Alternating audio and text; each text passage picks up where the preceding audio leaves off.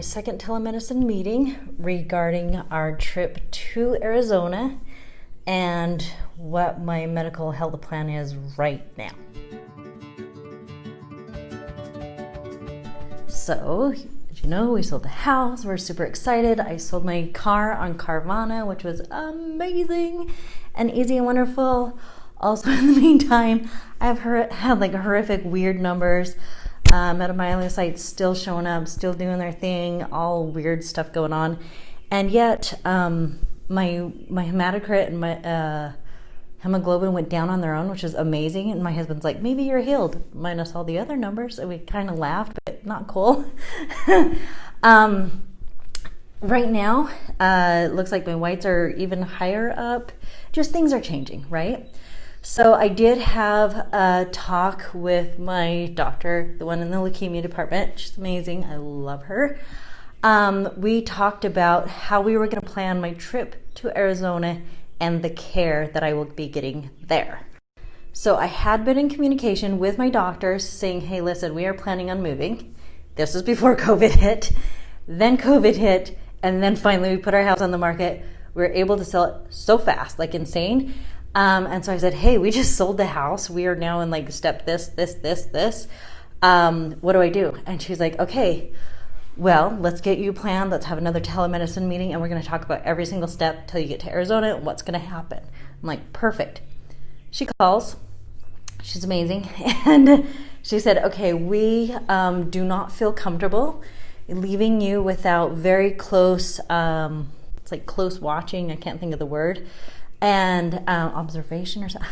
Anyway, some close watching throughout our trip. So I'll be doing labs just before we leave, labs on the way there because we're doing a family trip there, which will be fun and tiring. And then even up until my first appointment at Mayo. But I think even one time after that, I'm sure we'll be in like some conversations. So I'll get that cleared up. So I'm like, okay. And she's like, do you have your appointment at Mayo? I said, no, I haven't done it yet. She's like, okay. And they did recommend a doctor for me to see there. Oh, that's another thing. Oh my gosh. So, side note, I have a doctor there, that they gave me as a recommendation. And when I looked up their specialty, it was in bone marrow transplant. And I was like, oh no, this is the wrong doctor. I panicked, right? So then when I did get on the phone with her, this time I said, why am I sent to a doctor transplant? Panic, right? And she said, no, don't worry about it. She's really knowledgeable. She seems really awesome. And she can help you through all the steps of this. I don't know if that's the goal, but we'll definitely be, like I say, I don't know if it's the goal, but I will be finding this out. Obviously. So that will be my thing. I will be going there and seeing her, and we'll go from there. So then I talked about seeing the doctor, getting the appointment at Mayo. I said, no, I haven't even done it. She's like, okay, you call Mayo, get the appointment, and give us a call back. So I agreed. As soon as I get into Mayo, after that, we will still be in touch.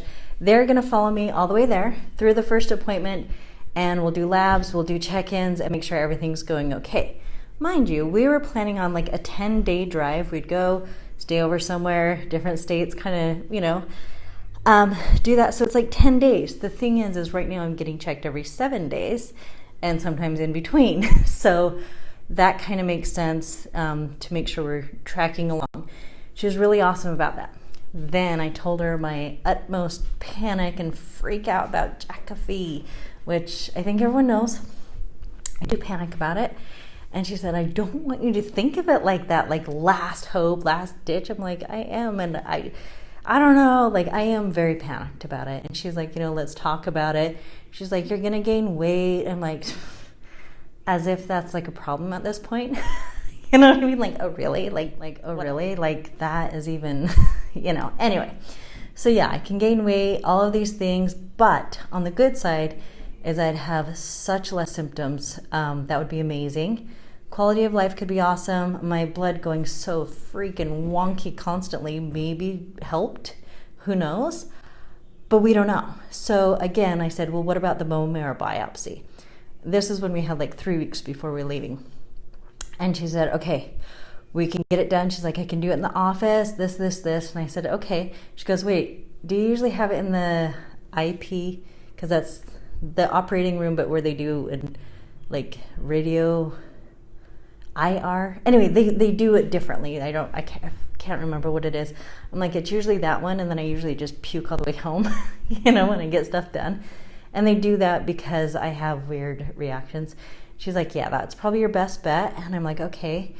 So my husband said, I don't know if that's right for you to be getting this bone marrow biopsy when we are so close to leaving, and you might have to stay over in the hospital. We don't know what's going on. And we're in the middle of moving, doing all these things. And I was like, you know what, that's right. It doesn't make sense right now. I mean, like literally. So when I talked to her, she said, actually, it might be good for you to get it there because they may be looking at different cells. And I'm like, okay, cool. So we got that all planned, gave her my information. She was following up. I'm following up on my doctor's appointments, for Arizona.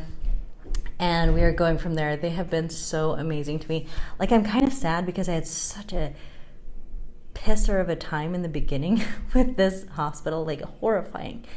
And yet at the end, they're just so nice now, and it's like hard, but I have to get the right treatment. I have to go, and I am grateful for them now. And it's just what a difference it makes when someone listens.